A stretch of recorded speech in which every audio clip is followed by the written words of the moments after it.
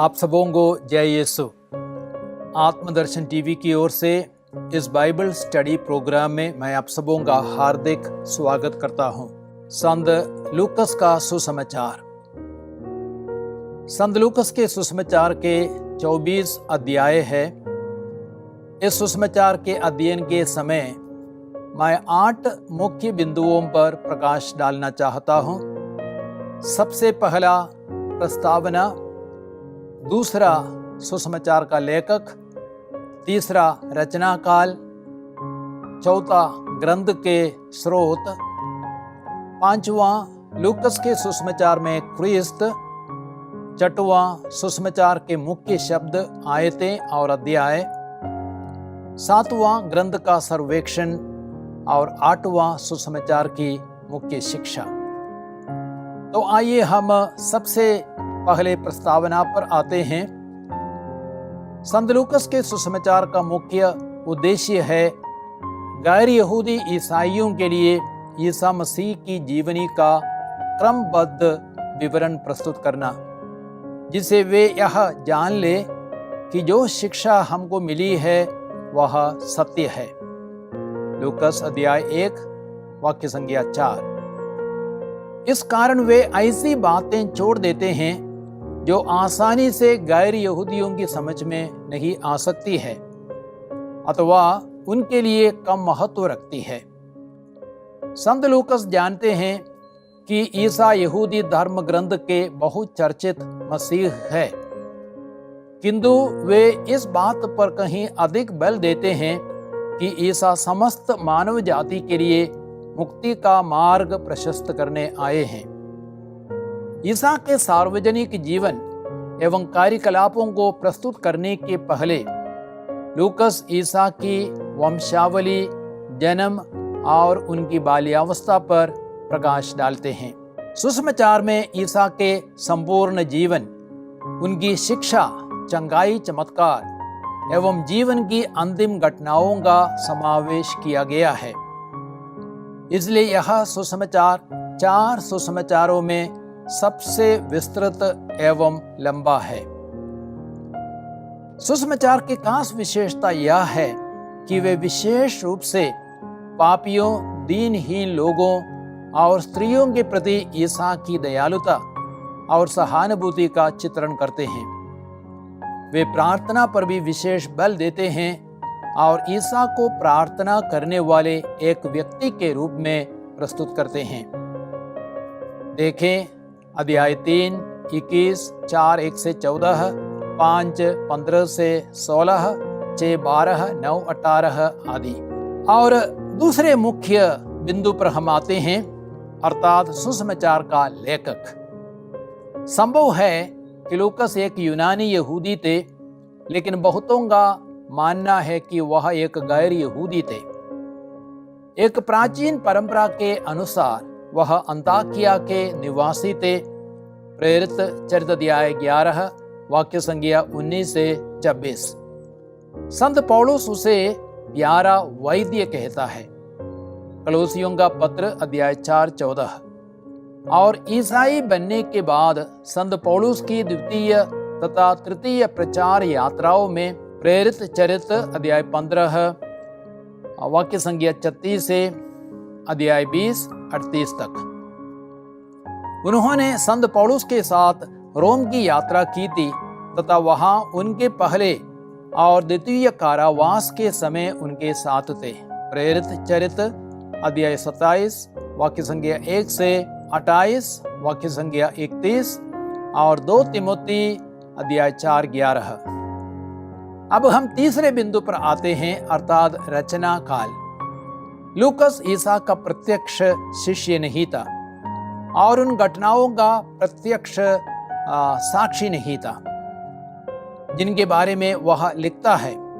इसलिए वह उन पर निर्भर रहता है जो ईसा के साथ थे और उनके कार्यों के प्रत्यक्षदर्शी एवं वचन के सेवक थे।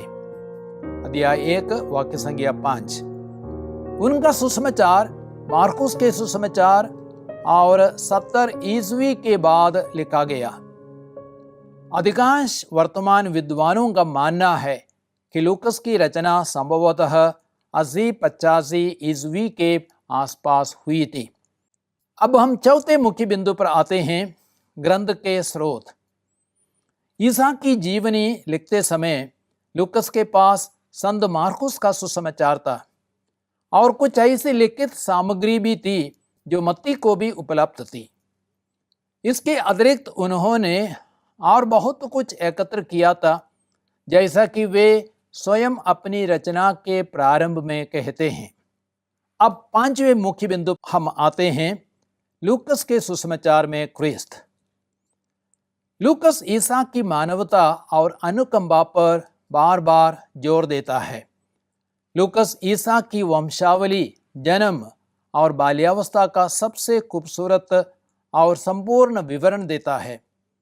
ईसा आदर्श एवं परिपूर्ण मानव पुत्र है जो पापी एवं दुखी मानव के सहभागी बना, ताकि वह हमारे पापों और दुखों को अपने ऊपर लेकर हमें मुक्ति दे सके। अब हम छठवें मुख्य बिंदु पर आते हैं, लूकस के सुसमाचार के मुख्य शब्द, आयतें और अध्याय। मुख्य शब्द है ईसा मानव पुत्र। लूकस का एक मुख्य उद्देश्य था यह दर्शाना कि ईसा न सिर्फ ईश्वर थे, बल्कि यह भी कि वह मनुष्य थे। लूकस ईसा को उनकी संपूर्ण मानवता के साथ प्रस्तुत करते हैं। और सुसमाचार की मुख्य आयतें हैं लूकस अध्याय 1, 3 और 4, अध्याय 19, वाक्य संख्या 10। लूकस 1, 3 और 4 में लिखा गया है, मैंने भी प्रारंभ से सब बातों का सावधानी से अनुसंधान किया है, इसलिए श्रीमान थियोफिलुस, मुझे आपके लिए उनका क्रमबद्ध विवरण लिखना उचित जान पड़ा, जिसे आप यह जान ले कि जो शिक्षा आपको मिली है वह सत्य है। और लूकस 19:10 में लिखा गया है, जो खो गया था मानव पुत्र उसी को खोजने और बचाने आया है। अब हम मुख्य अध्याय को देखते हैं। मुख्य अध्याय है लूकस 15। इसमें 3 दृष्टांत है, खोई हुई भेड़ का दृष्टांत, खोया हुआ सिक्का और खोए हुए लड़के का दृष्टांत, जो सुसमाचार का मर्म है। ये दृष्टांत हमें यह सिखाते हैं कि क्रिस्त खोए हुए लोगों को बचाने के लिए आए हैं। अब हम 7वें मुख्य बिंदु पर आते हैं, ग्रंथ का सर्वेक्षण। सुसमाचार ईसा को परिपूर्ण मनुष्य के रूप में प्रस्तुत करता है, जो पापी मानवों को बचाने के लिए आए हैं। इस ग्रंथ को 5 भागों में बांटा जा सकता है। पहला भाग जन्म और बाल्यावस्था, अध्याय 1 और 2।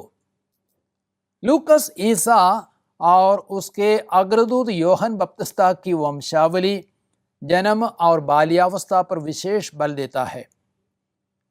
12 वर्ष की उम्र में मंदिर में पाए जाने के बाद ईसा माता पिता के साथ नासरत गए और उनके अधीन रहे। ईसा की बुद्धि और शरीर का विकास होता गया। वह ईश्वर तथा मनुष्यों के अनुग्रह में बढ़ते गए। अध्याय 2, 51 से 52। ईसा अपने 3 वर्ष के सार्वजनिक जीवन के लिए 30 वर्षों तक अपने को तैयार करते रहे। दूसरा भाग है गलीलिया में ईसा का कार्यकलाप, अध्याय 3 से लेकर अध्याय 9, वाक्य संख्या 50 तक। योहन का उपदेश, उनकी गिरफ्तारी और ईसा के बपतिस्मा के बाद ईसा की वंशावली दी गई है। वंशावली उसके पालक पिता यूसुफ के साथ शुरू होती है और राजा दाऊद, याकूब, इब्राहिम के वंश के थे, और इब्राहिम आदम का वंशज था और आदम ईश्वर का पुत्र था। अध्याय 3, वाक्य संख्या 23 से 38 तक। वंशावली यह दिखाती है कि ईसा मात्र यहूदियों के लिए नहीं, बल्कि सारी मानव जाति की मुक्ति के लिए आए हैं। 40 दिन तक निर्जन प्रदेश में उपवास, प्रार्थना और शैतान द्वारा परीक्षा के बाद ईसा गलीलिया में अपनी प्रेरिताई प्रारंभ करते हैं। ईसा को सभी बातों पर पूरा अधिकार है। अपतूतों, रोगों एवं प्रकृति पर अधिकार है और पाप क्षमा करने का भी अधिकार है। 2 बार अपने दुख भोग एवं पुनरुत्थान की भविष्यवाणी करते हुए अपने शिष्यों को आत्मत्याग करने का एवं क्रूस उठाने के लिए तैयार करते हैं। अध्याय 9 वाक्य संख्या 20 से अध्याय 9 50 तक। और तीसरा भाग है यरूशलेम की यात्रा, अध्याय 9 51 से लेकर अध्याय 19 28 तक। अब मानव पुत्र और उनकी प्रेरिताई के विरुद्ध विरोध और शक्तिशाली बनता है। महायाजक, शास्त्री और फरीसियों ने उन पर यहाँ तक अपदूतों के नायक बेल्ज़ेबुल की सहायता से अपदूतों को निकालने का अभियोग लगाया। ईसा ने फरीसियों और शास्त्रियों के ढोंग की निंदा की, अध्याय 11। ईसा जान रहे थे कि उनकी यरूशलेम यात्रा अंतिम यात्रा थी, इसलिए उन्होंने शिष्यों को कई महत्वपूर्ण बातों पर अर्थात प्रार्थना, लालच, वफादारी, पश्चाताप, नम्रता, शिष्यत्व, सुसमाचार प्रचार, सच्चा धन, क्षमाशीलता, सेवा, धन्यवाद ज्ञापन, दूसरा आगमन और मुक्ति आदि विषयों पर उपदेश दिया। अध्याय 12 वाक्य संख्या 1 से लेकर अध्याय 19 28 तक। चौथा भाग है यरूशलेम में ईसा का मसीह के रूप में कार्यकलाप, अध्याय 19 वाक्य संख्या 29 से लेकर अध्याय 21 तक। यरूशलेम में विजयी प्रवेश के बाद ईसा महायाजकों, सदूकियों, शास्त्रियों और फरीसियों के कड़े विरोध का सामना करते हैं और वह यरूशलेम नगर और मंदिर के विनाश की भविष्यवाणी करते हैं। अध्याय 19 वाक्य संख्या 29 से लेकर अध्याय 21 38 तक। पांचवा भाग है ईसा का दुख भोग एवं पुनरुत्थान, अध्याय 22 से अध्याय 24 तक। अब मानव पुत्र गेत्सेमनी में उनके विश्वासघात के पहले अपने शिष्यों को अंतिम बार उपदेश देते हैं।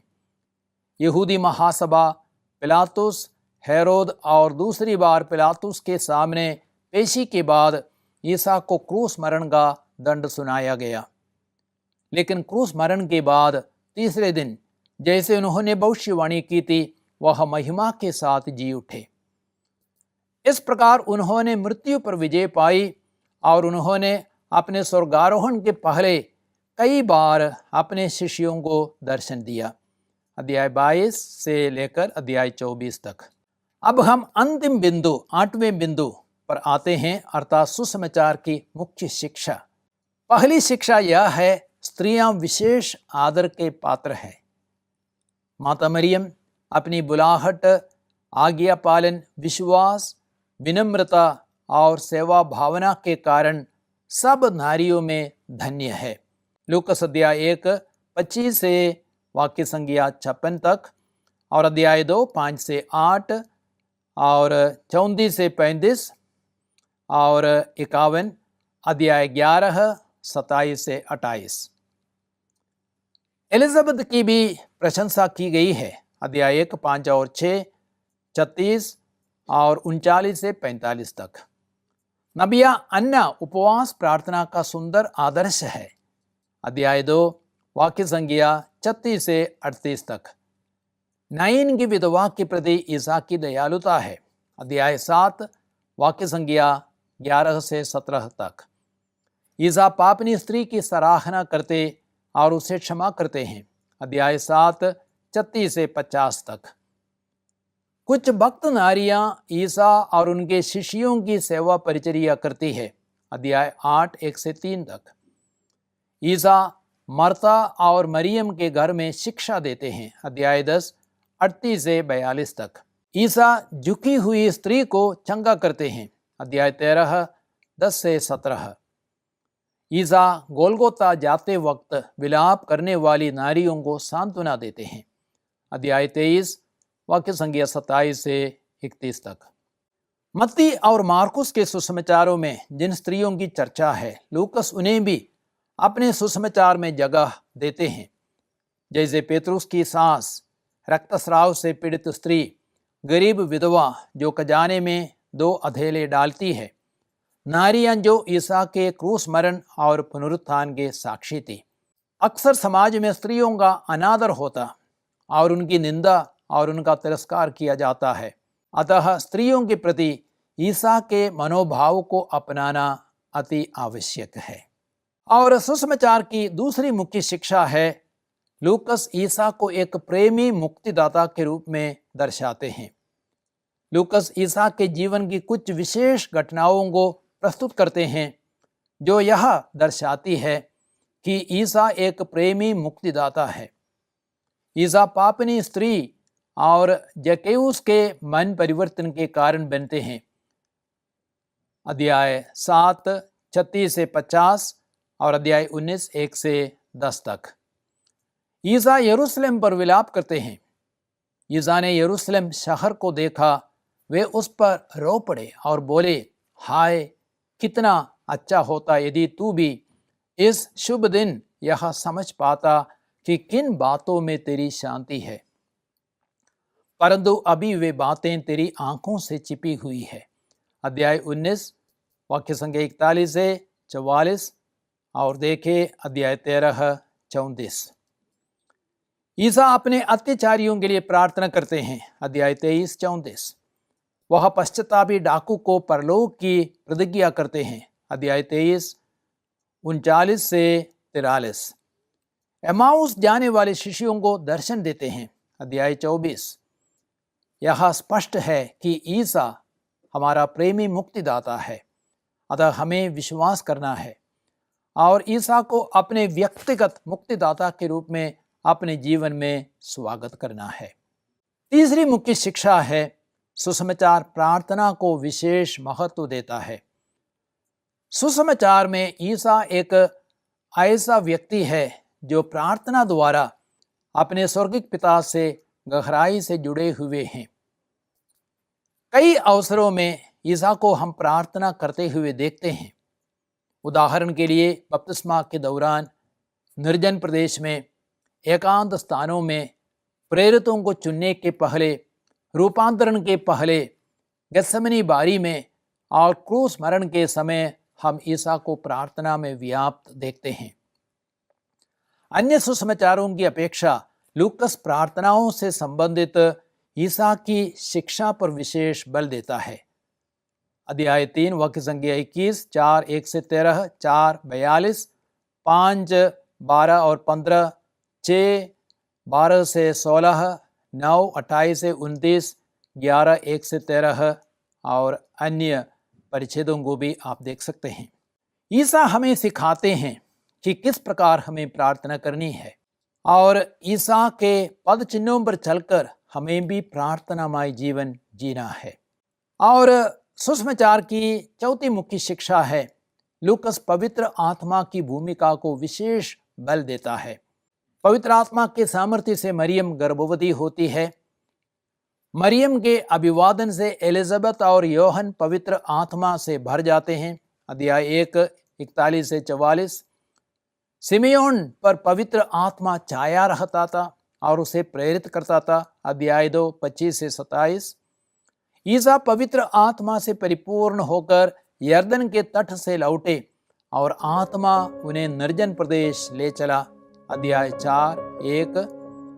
आत्मा के सामर्थ्य से संपन्न होकर ईसा गलीलिया लौटे। अध्याय 4 14।